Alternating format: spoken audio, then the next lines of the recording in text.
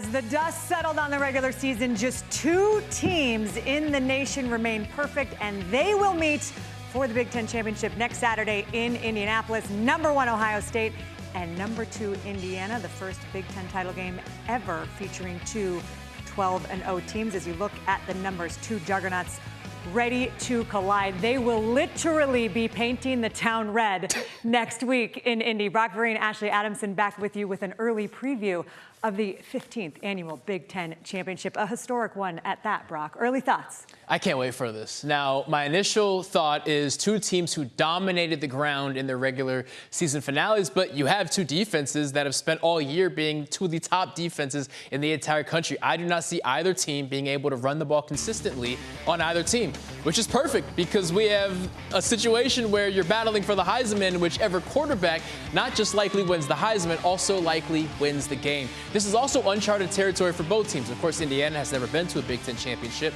Ohio State really hasn't been since 2019 because 2020 against Northwestern, the crowd was limited. It was a different type of atmosphere, and no one on that roster has been to a Big Ten championship. So this is a toss-up. I can't wait. They've won a national title, but they have not won a Big Ten championship, and it matters to this group of seniors. You've heard them talk about it. I think when you look at what this may come down to, and of course there's going to be a million different ways we can break this up, but Indiana, they are more battle-tested. At least they have had games that have come down to the wire, whereas Ohio State has pretty much run away from everybody. 3 massive road wins, Oregon, Iowa, and Penn State. 3 scenarios where Fernando Mendoza had his back against the wall and had to scratch and claw and get a game-winning drive. Ohio State, to their credit, blowing most of the teams they played out of the water. I'm not trying to say that their season means less. It's just that Indiana knows, hey, the tighter this game gets and the later in the game that we get to, we are comfortable in this situation. We've done this on the road multiple times. Ohio State simply hasn't, and that is a massive advantage for the Hoosiers. Yeah, and it has been nearly 30 years since Indiana beat Ohio State. 3-0. But these are not your father's Hoosiers. We know that. All right, Dave, so maybe next week, next Saturday in Indy, at stake will be the Big Ten Championship, the number 1 overall seed in the CFP, and the Heisman Trophy. We'll see.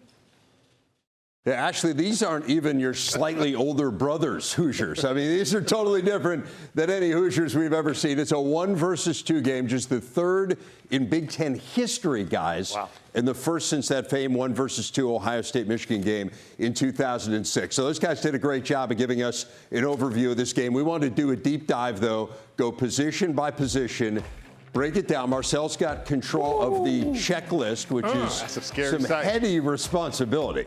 I don't know whether you can handle this. I got the tech. Time will tell.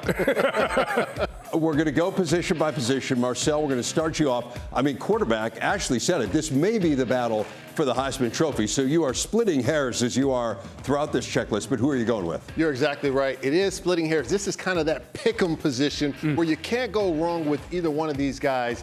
I am going to go with Fernando Mendoza at Indiana. The reason being, he's battle-tested with adversity. Julian's saying it's not his fault he hasn't been battle-tested with that adversity because they've been so good against every opponent, and he has all of these weapons. I'm going with the moxie of Fernando Mendoza. He's never trailed in the second half, Julian's saying. So you think about all of those come-from-behind drives that Mendoza has orchestrated. Again, to your point, it's a known commodity. Absolutely. You know how he will respond in that situation. All right, what about skill positions, Howard? So we're going to say running back, wide receiver. Who's got the edge there? Say running back, wide receiver, corner, safety when you say skill position to me.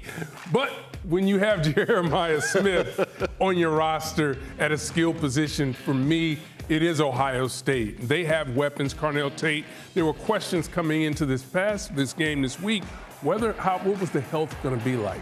Clearly a healthy team, ready to go. This is going to be outstanding. Again, you're pretty good on the other side at the skill positions, too, and I'm going to be like a broken record. Yeah. But that's the story here. Okay, Marcel, what about offensive line? Okay, when we talk about offensive line, I am going with Indiana again, but here's the reason why. It's not necessarily the pass protection, because Mendoza has been under pressure in some games, but the run blocking of this Indiana team is special. They're number 8 in the country, and they're averaging over 180 yards on the ground for this season. This team, this offensive line, can run block. 6 games with over 300 rushing yards this year. That's pretty good. That's the most in the country.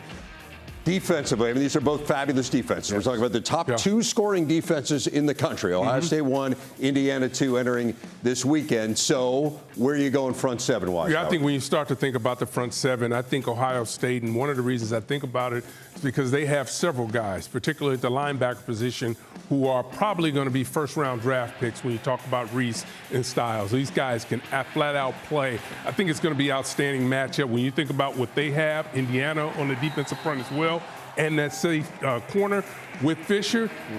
Both of these teams are really good in that area, but I'd have to go with Ohio State here. I mean, Indiana's still among the top teams in the country in sacks and tackles for loss. Again, both outstanding, and I can't emphasize that enough. What about secondary-wise, Marcel? Where are you going there? Again, both outstanding. Indiana, 16 picks on the season. Ohio State, 8 interceptions on the season. But I am going with Ohio State.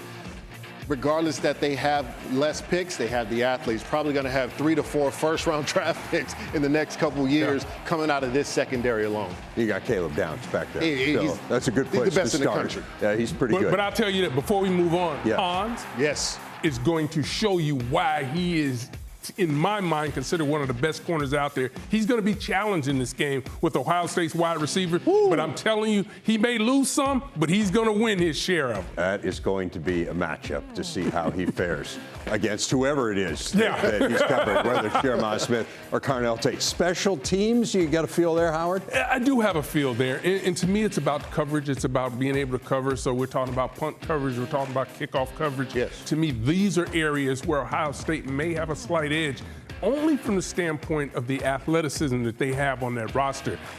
And you think about Indiana, listen, they know exactly what they're doing. And that's one of the things we talk about these two teams.